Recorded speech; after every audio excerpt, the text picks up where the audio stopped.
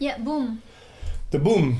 And boom, we're live with Jaxx Vane Studio Live number 60. We are a small independent studio working on a sailing simulator called Hydrofoil Generation Sailing. And we're super tiny studio. It's just me doing the programming, Jaxx over there doing the 3D graphics. And today it's quite of a special, exciting day. Because it's a little bit of a betrayal, if you want, of the concept of this game and the plans that we were having for this game. I will give you the short version and then I will expand it to the longer version. So the short version is that we are going to try to switch to an engine. And this engine is not one of the popular ones. So it's not Unity and it's not Unreal. It's another engine called Unigine.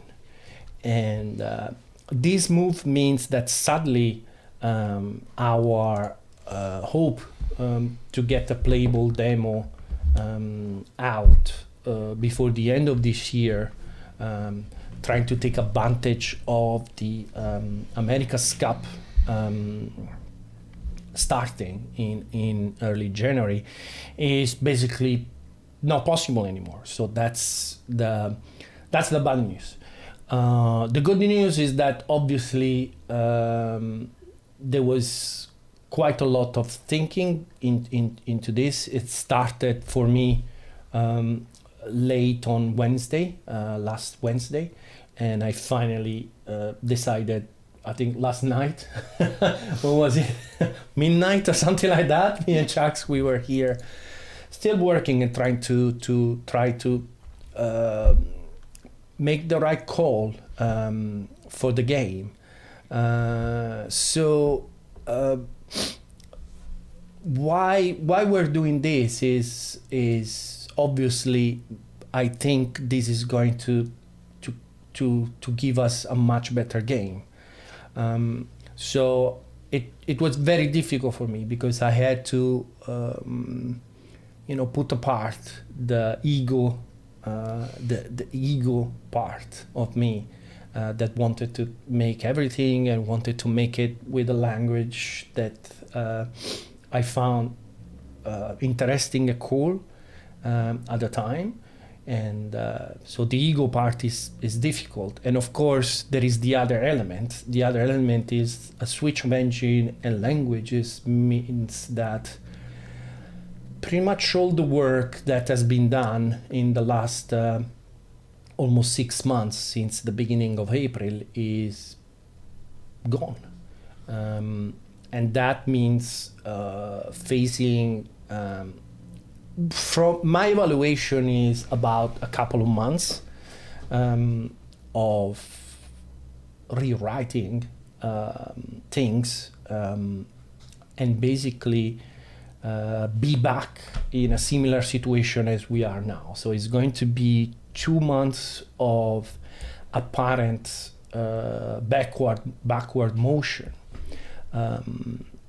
But once the transition is complete, I'm very confident that the pace and the quality of the game development in the future is going to get much better. I still had a ton of work to do on my own engine in order to do all the things that I wanted to do for this game. Well, let me switch to the long part. What happened was that, as you might know, I'm preparing the Steam page and the website for Hydrofoil Generation, and Steam requires me to upload 5 screenshots. I think it's 5, at least 5 screenshots before the page is actually visible. So I thought, all right, okay, it's time to dedicate some work to the to the graphical side of the game in order to be able to get these screenshots done. And I was looking at solution to get a better sea rendering and sky rendering with clouds and so on. And to try to get an idea of where things are at the moment, I was just having a look at the obvious Unreal and Unity stuff. And then I said, all right, I also have Unigine here installed. Unigine is an engine that not many people know. It used to be something pretty expensive, and it has now a similar license to Unreal and Unity.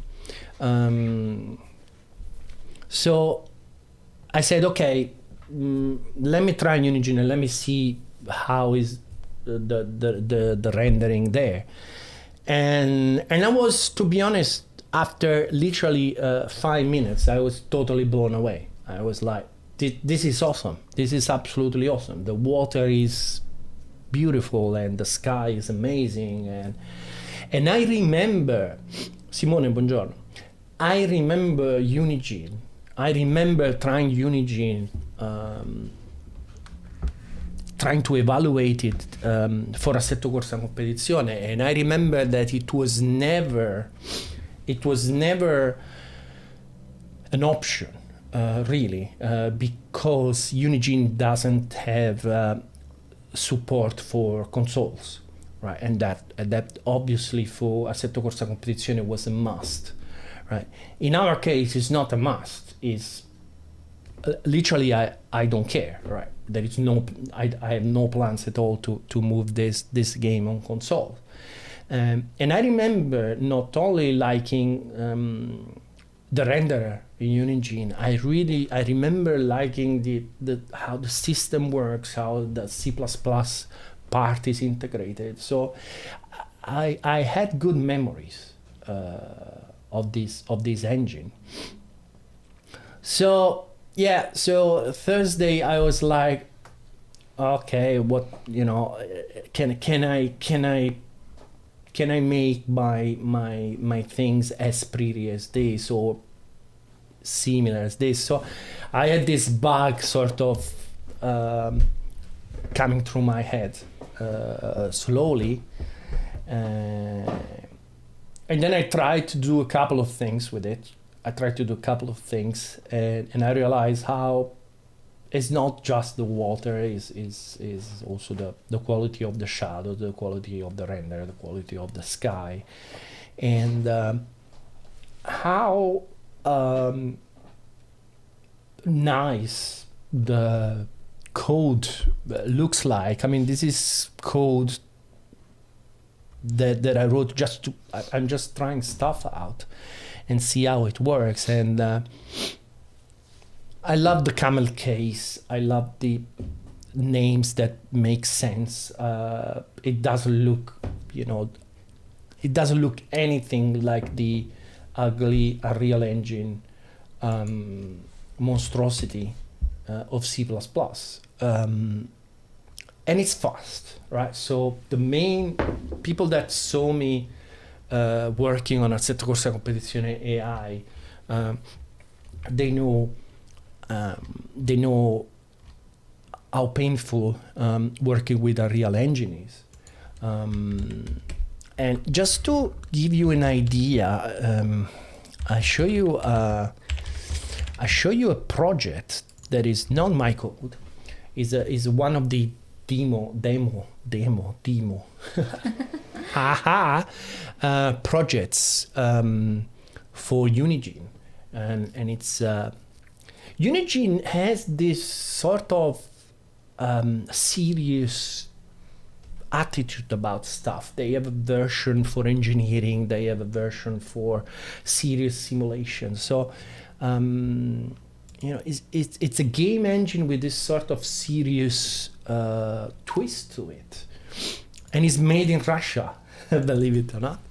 Actually, I remember meeting the guys. I remember meeting one of the guys, Unigine, back at an exhibition for military simulation technologies in Rome, and they were there, which shows you what kind of company they are. So the game is part of the things they do, but they also have versions for this kind of professional markets, which also makes obvious why they don't have a console version. I don't know if they are working on it. I can imagine that a console version is one of the most requested feature. Right. One thing that I wanted to show you is this is a project, and this is how quickly it starts. Right. So if you remember a real engine, doing stuff with a real engine, it was painful. Bang! We are instantly into the simulator. We can move around the scene. Right. It's got a gazillion of polygons out here, which is interesting, running at a decent frame rate. So that's all nice, good. Render quality is good, but this is not the entire story. If I close the editor and I just make a simple change, right, a very simple change, like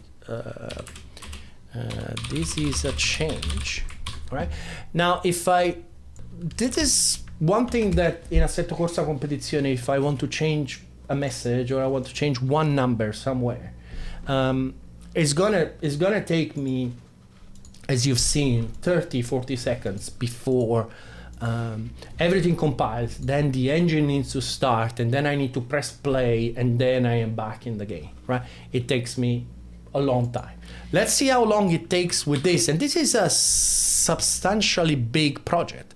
It's already compiled, it's already loading, and you know, and we're that. And this is a big scene, right? It's way bigger than anything that I plan to create with the sailing game. So as you can see, it's very easy to work with.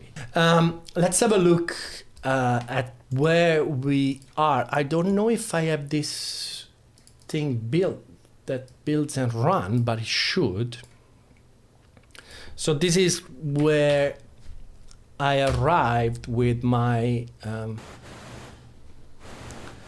so I did some work on the water on the Rust side.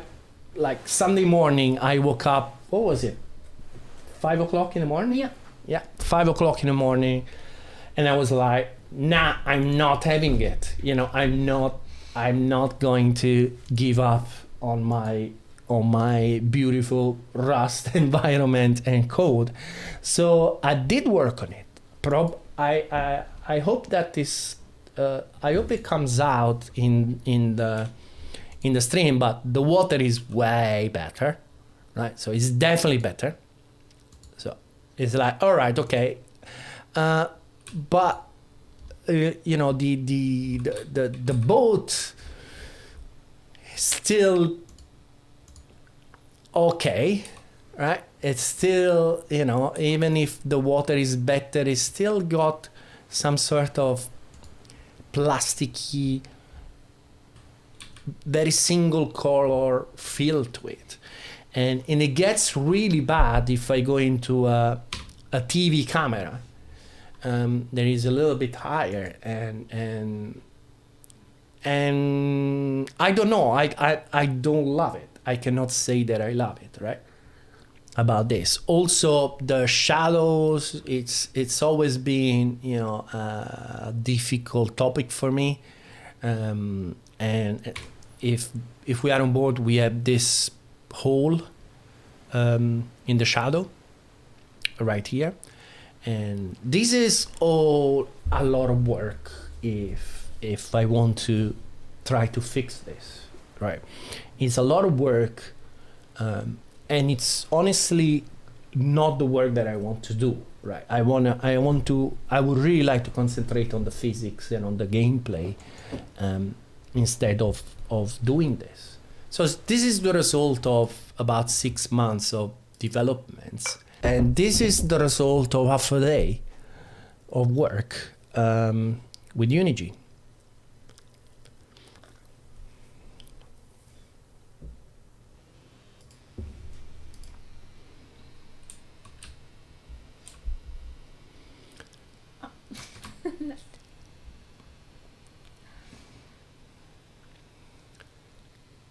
So if we want to start from the water,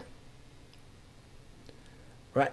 I feel like this engine was made for this game, right? It's like, you know, it's perfect, right? Let's have a look at what it does out of the box, right? So we got water, amazing water. Don't mind this objects. The white object is the physics collider that I'm working on it. So it's got the water, it's got sky, beautiful sky with volumetric clouds moving. They're moving a little bit too fast for my taste, but I'm sure I can find a way to make it work. But okay, maybe not really that important for this game, but if you saw the screen on Facebook, it does this. Which is amazingly cool, right? This is the screenshot that I posted on Facebook last night. It was like, oh, this is awesome, I need to post this, right? Let's see other things that it does. It does this beautiful semi-transparency on the boat, so you can sort of see the foils there, right? It does this foam automatically where the water meets an object, so you can see this foam creating near the boat there, and also near the foil. You know, it's small because the foil is small, but it does it, right? And the shadows, I don't remember if in this one, but you know, the shadows are bloody perfect, and you get this nice screen space reflections on the object that make the work that Jaxx did, you know, way more beautiful to watch. And it's got the ambient occlusion real time. What was it called? Yeah, it's got a screen space ambient occlusion. Lots of good things on this. So for now, I couldn't honestly. It's very difficult to find an angle that doesn't make you go wow. Actually, you have the reflections of the boat itself into the water. In theory, I don't want to say VR is for free in this engine, because I said the same thing in ACC for the Unreal Engine, and then it turned out to be a colossal pain in the ass to get it work and to get it work properly. But in theory, it's already got it. I haven't tried it yet. I didn't show the editor. What I really like about this engine, first of all, is very code centric, right? So you start the game from the code, right? It is not like Unreal, where you compile the code that starts the editor and then you run the game inside the editor. It's got an editor that is way more similar to the way I think about an editor for the game. You can pre-assemble graphical objects, but it's not really meant to be used as your main. You don't have to pass through this editor to run the game if you're running the C++ version. Then I will tell you something else cool that this engine has. You know, if I want to get rid of this graphical representation of the physics, I just turn it off. I save the world, and now I go into my code and run the game. And you see, I mean, it's happening. I'm not going for a coffee, right? It's happening. It looked pretty fast. Yeah. And now I have my 3 boats, right? So I have my 2 boats. That boat was coming from the editor. The other boat here is coming from the editor, and this one I created it by, you know, using code. So the plan for me is for this week to try to use it. My hope is to be able to implement a basic buoyancy, so to have the boat float in this water. And if there is a killer, right? If there is a something that will not allow me to make this game, it should come out straight away by doing that buoyancy, because that's the difficult part. But I love it. For now, I totally love it. And there is something else. So, and this is something that I discovered this morning, and I decided to actually have a go at it. Because I was like, all right, okay, I need to go back coding in C++. It's not the end of the world. I can survive. And then this morning I said, all right, okay, this thing supports C#. So I said, if it supports C# with net core, it means that it also theoretically can work with F#. So I tried it. So what I did here is basically I have a couple of simple functions in F#, which is way prettier than anything else out there in the whole world. And then from my C#,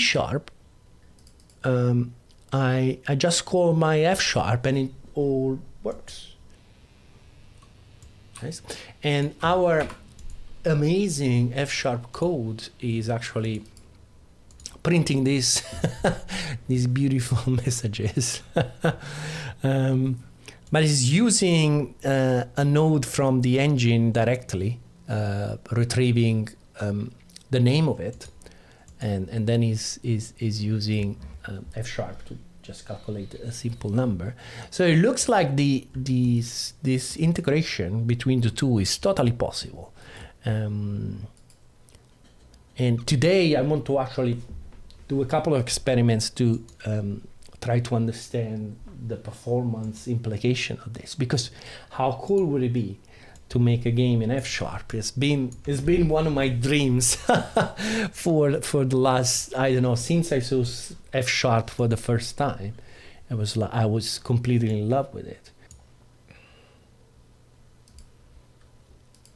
All right, 5 million, and we are at around 12 milliseconds to do this thing. So let's move to C# world and do the same. Sorry, F#. Not much, actually. I love it, but I didn't write a lot of code with it, so it will take me a little bit of thinking. Let me write the code first, and then I write the timing.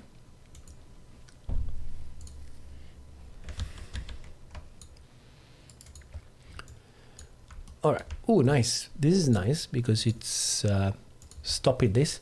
This is Unigine being naughty, not releasing all the. Okay, this is me. Okay, duration. Whoa. I think that's our answer, isn't it? What one?